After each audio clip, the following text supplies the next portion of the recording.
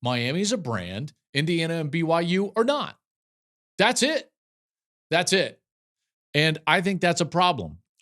College football has never been better. Interest has never been higher. I believe that we are at the dawn of the golden age of college football. It was an epic day of college football. It was one of those days where you fall in love with the sport all over again.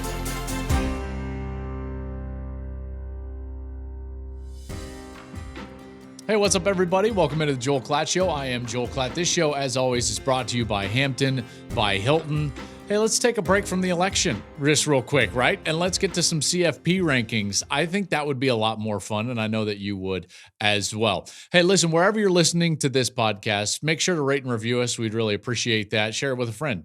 Wherever you like the social media, you can find us there. You can find us at Joel Klatt Show, wherever you're in social media and participating in all of that space. And then more than anything, we encourage you, get over to the YouTube channel because you're going to want to go be a subscriber of the Joel Klatt Show channel on YouTube. Make sure to subscribe. Make sure to like the videos, comment down below. And then remember, we do have up currently right now that behind the scenes, behind the broadcast video that is on the YouTube page. It's only there and it's really well done. The team here at the Joel Klatt Show did an unbelievable job shooting the behind the scenes, behind the broadcast from the Wisconsin-Alabama week. We did a live show that week in Madison. It was really awesome. And so I encourage you guys to go check that out because it's a really awesome video. All right, we've got college football playoff rankings, and we've been waiting for these now for the better course of the month. And I was so fascinated to see what we were going to get and where some of these teams specifically would land. And now we have those answers. So let's get into it. Let's see what they gave us here. The new top 25 as it is given to us by the College Football Playoff Committee. I'm not going to read all of them off. Those of you on YouTube, you guys can check that out. Obviously, Army at an undefeated record. They're at 25. Colorado in there at 20. That's always interesting and fun to see. And then the top 12 remained basically the same as what the AP voters gave us. The only difference being that Ohio State was 2, and Georgia is 3 in this poll, whereas the AP gave us Georgia at 2 and Ohio State at 3. Other than that, it was exactly the same. Miami 4, Texas 5, Penn State 6, Tennessee 7, Indiana 8, BYU at 9, Notre Dame 10, Alabama 11, and Boise State at 12. So that's rounding out that 12. What's more, I think, interesting, as I think all of us think that this is more interesting, is the bracket. So we've got the rankings, and then we can kind of throw these teams into the bracket, and here we go. So what you have in that 8-9 matchup is Tennessee hosting Indiana. In the 5-12 matchup is Boise State going to Ohio State to Columbus. Alabama would have to go to Austin and play Texas in the 11-6 matchup, and then Notre Dame would have to play Penn State in Happy Valley in that 10-7 matchup, with the 4 byes being Oregon, Georgia, BYU, and Miami.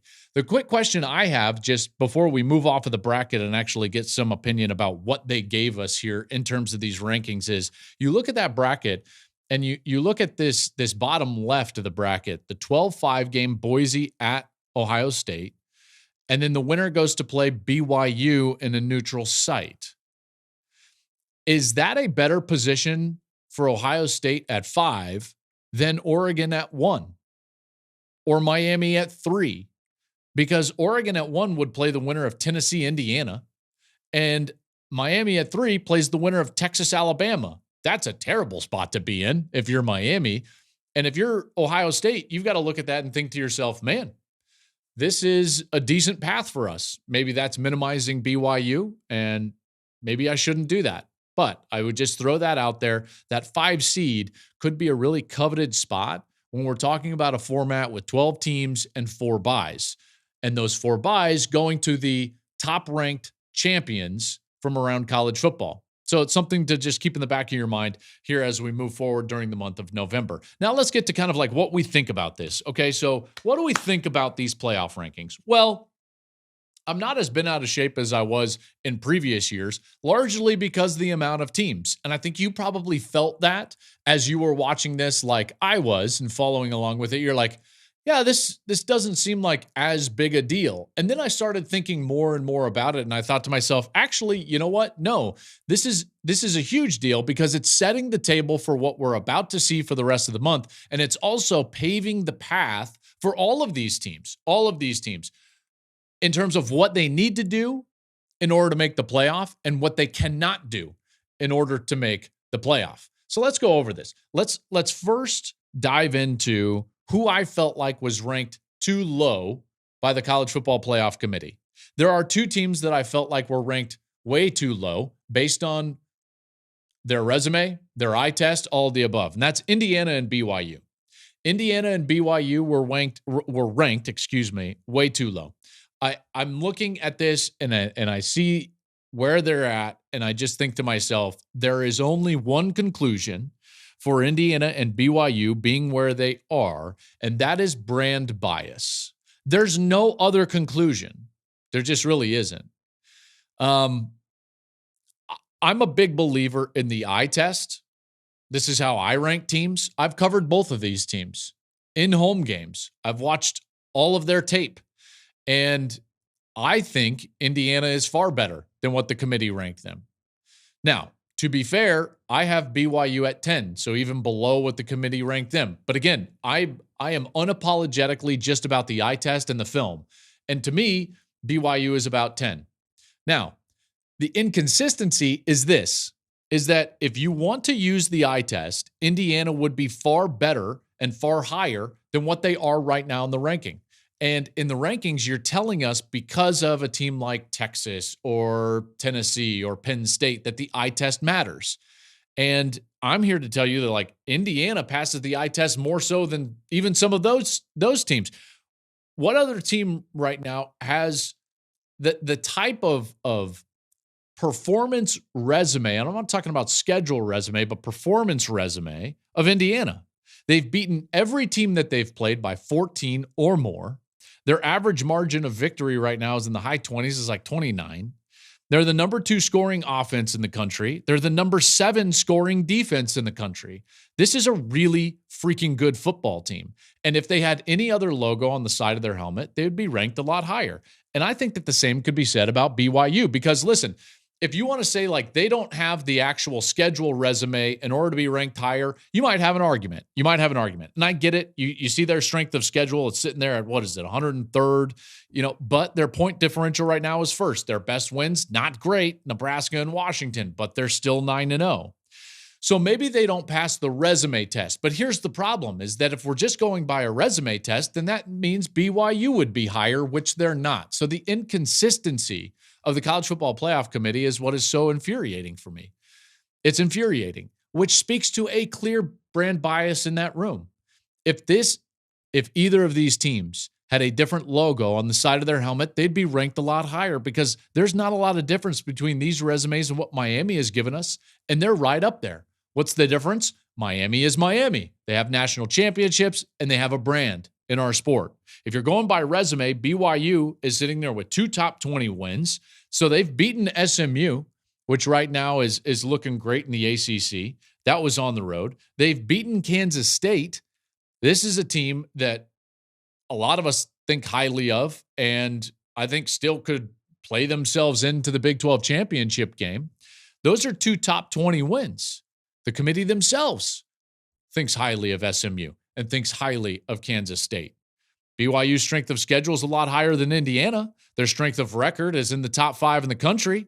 We've seen them win games in several different ways. We've seen them win with offense. We've seen them win with defense. We've seen them win with special teams. This seems like a team of destiny. Really gritty quarterback in Retzlaff. I like him a lot. It's a veteran defense that's very tough at the defensive line. If you're going by resume, BYU would be higher. If you're going by eye test, Indiana would be a lot higher. Indiana and BYU are getting screwed based on brand bias. It is so evident and clear that it's beyond funny at this point. I'm just going to do something. This is going to cement this for all of you. Let's take a look at a couple of other brands from previous years. And I know that the committee is not exactly the same as they've been in previous years, but there are a lot of the same people. And so you do have to understand that every committee is going to be a little bit different in terms of their fingerprint of what they prioritize and how they rank teams versus previous iterations of the committee. Having said that, it's never all that off. And last year, we had two teams that were major brands that we all thought very highly of from the beginning of the year. So those are two things that BYU and Indiana don't have at their disposal this year. So they didn't start high in the rankings to begin with in terms of the AP poll or what we thought of them as a college football public. And they don't have major brands, right? They're not blue bloods of the sport. They don't generate massive ratings for their games. Okay. But last year, there were two teams that have huge brand and we thought a lot of early in the season. And guess what? Their resumes at this point in the year are identical to Indiana. So I'm not even going to give the committee the benefit of the doubt of like, well, they're just going by the letter of the law and the resume. No. Screw that. This committee showed me last year that they would overlook that if you had the brand and if you had what I would call the preconceived bias that you're a great program. Let me show you what I'm talking about. This year, Indiana is 9-0, strength of schedule 103. Their point differential is 32.9, and they're ranked 8th in the country. They were unranked to begin the year. Last year, we had Michigan and Georgia, both of these teams. They started the year far different. They started the year ranked 2 and 1 in the country. You're looking at the Michigan one right now. So Michigan was started ranked number 2 in the country. At this point last year in the first playoff rankings, Michigan was 8-0. Their best wins were Minnesota and Rutgers. Their strength of schedule was 111th. Remember, Indiana's is 103, and their point differential was 34.8. So only two points more in terms of point differential per game. And yet, where was Michigan sitting? Number 3 in the first college football playoff rankings. Number 3. Now we look at Georgia. So Georgia was sitting here last year, and Georgia was 8-0. Georgia's best wins were Kentucky and Florida. Their strength of schedule was 100th. Remember, Indiana's 103rd. And their point differential last year per game was 25.8. So basically 7 points less, a touchdown less in terms of differential. And they were ranked number 2. So the committee showed us last year that if you have the preconceived notion that you're a great program, and if you've got that blue blood brand on the side of your helmet, or if you've got those maize wings on your helmet, that they will overlook your poor resume as long as you're undefeated and as long as you're taking care of business and beating teams by wide margins. But that's not offered to Indiana this year. That is a case study in brand bias. And here's the thing is I think it's going to matter, and it's going to matter because of the team that I think is too high. Okay, so here's the team that I think is too high. If Indiana and BYU are the two teams that I think are too low, then we've got to look at, well, then who's too high, Joel? Well, I think the team that's too high right now is number 4, Miami. Miami is a bit too high. They've got wins right now over Louisville and Duke. Those are their best wins. Their strength of schedule is 46th. So granted, it's a higher than Indiana and BYU. But you look up and it's like they aren't controlling games like those other two teams. And by the way, not even close. They've given up 31 points in 4 of their last 5 games. You know, we've seen them play these really tight, weird games with teams like Virginia Tech and Cal. They got really lucky to win both of those games because it could have been a call or a replay reversal or a correct replay. Either one of those games could have gone the opposite direction, and yet they're sitting way up there at number 4. I love Cam Ward. And I think that Miami's done a really nice job. And at this point, with my Clemson love crumbling to the ground, and I'm gonna own that one. Like Miami's likely gonna win the ACC, and so I like Miami. I'm just telling you that, like, based on the resume, their eye test, they don't look quite like Indiana and BYU. And if last year you're going to overlook Michigan and Georgia, then we know exactly what's going on. Miami's a brand. Indiana and BYU are not. That's it. That's it. And I think that's a problem. And the reason I think that that's a problem is because of the reason this all matters. Every time that we get to these rankings and I start to discuss what I like about them and what I don't like about them, and let's be fair, I discuss more like what I don't like about them. I always get from people in the comments and they say things like, well, Joel, it doesn't matter. It'll all play out. These rankings don't matter anyways. But the problem is like, I believe that they absolutely do matter for a lot of different reasons. But one of those is that in particular this year, as opposed to last year in a 4-team model, but in particular this year, it's laying the groundwork for what's going to happen over the next month. Because I look at those rankings and I can see the top 5, 6, maybe even 7 teams that are going to get the benefit of the doubt, even if they lose over the course of the next month, because they're getting the benefit of the doubt already. Whereas that's not extended to teams like Indiana and BYU. So even though these teams are undefeated, I'm sitting there looking at Indiana and BYU and I'm thinking to myself, they don't have any margin because that road is being paved by these rankings. This road is being paved by the committee in terms of what do they think of these teams. That's why it matters. And to me, it's self-evident. It's very self-evident. So Miami getting the brand bump and being 4 is set up to where they're probably fine. I don't even know if they have to win the ACC championship game. Let's just say that they lose to SMU. Let's say SMU gets there and they lose to SMU and Miami is 12-1.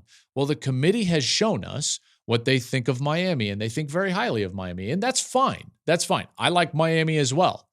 But they're going to be afforded the opportunity to slip up.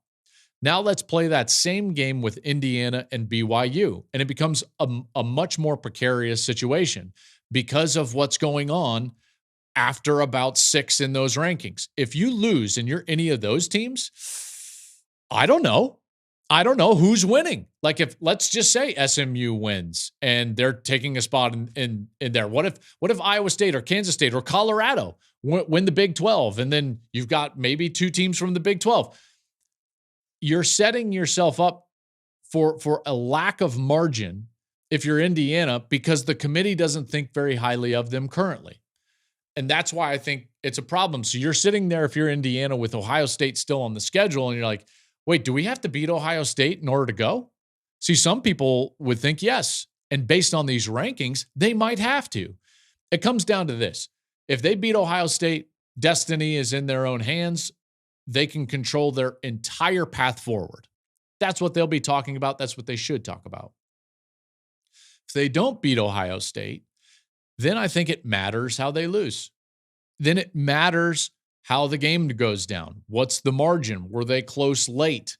What did it look like? Because perception at this point is that the committee is not giving them the benefit of the doubt that this is a really good football team.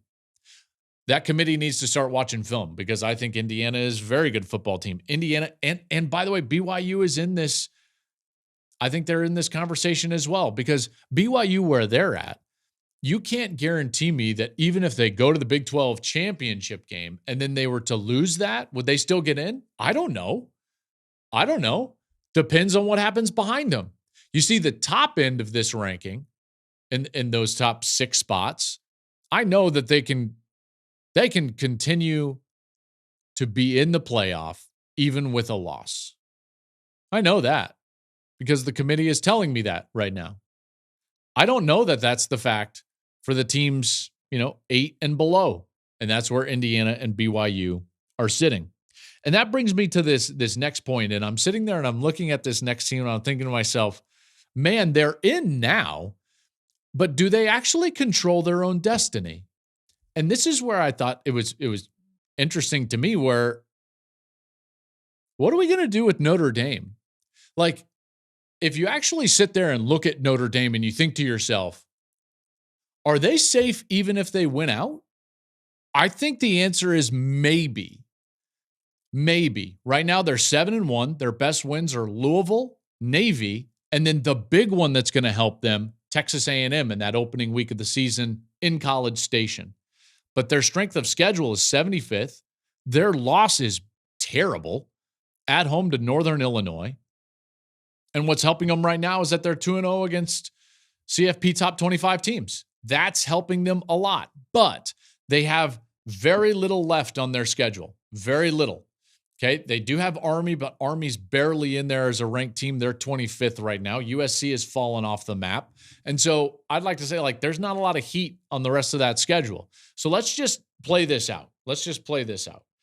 They beat Florida State. They should. Virginia, Army, and USC, and they're sitting there as an 11-1. Okay, well, they would probably be sitting about where they're at. You start to play this out, and it's like, well, what happens if Alabama beats LSU? Aren't they going to pass Notre Dame? Yes, likely they would. What happens if LSU beats Alabama? Wouldn't they probably pass Notre Dame? They probably would. What happens if Texas A&M ends up beating Texas later in the season? Wouldn't they pass Notre Dame? Yep, probably. What happens if SMU beats Miami? Wouldn't they pass Notre Dame? Yep, I think that they would. What happens if one of those teams, Iowa State, Kansas State, Colorado, get into the Big 12 championship game and beat BYU? Well, now you're starting to be compared as an 11-1 against 12-1 Miami, 11-1 Indiana, 12-1 BYU, and 10-2 Alabama, or 10-2 LSU, or 10-2 Texas A&M. The best case scenario would be if they could be compared directly to Texas A&M because they would have the head-to-head win over them from the beginning of the year. But I'm just trying to tell you, like, I don't think it's a guarantee that Notre Dame controls their own destiny. And that was kind of evident after we started really diving in and looking at this. And I was looking through all of these teams, and I started to think about, well, whose path, is what, and how do they play themselves in, or how do they play themselves out? And I think Notre Dame right now, as the 10 seed, they seem to be fine and safe now, but I just don't trust where they're at based on what's behind them and the games that those teams still have to play. So that's it. Those are my takeaways from this first edition of the playoff rankings. Again, folks, look at it and look at it and look at it again. And I am not wrong. There is clear brand bias going on against Indiana and BYU. Clear as day. We will be back tomorrow with some picks and previews, and you're going to want to watch that because we're still on a heater. We were 5-0 last week, 5-0 again, and we will be back with our picks and previews for tomorrow's show. Can't wait for that. You can follow us wherever you like to social media at Joel Klatt Show. Be sure to go to YouTube, subscribe, leave a comment, and check out that behind the broadcast video. I'm telling you, it's awesome. If you want to take 25 minutes away from the election, please do so. Watch that video. It's really cool. I think you're going to like it. Leave a comment below and tell us what you think about it. Have a great day, everybody. And be safe out there. We'll talk to you tomorrow.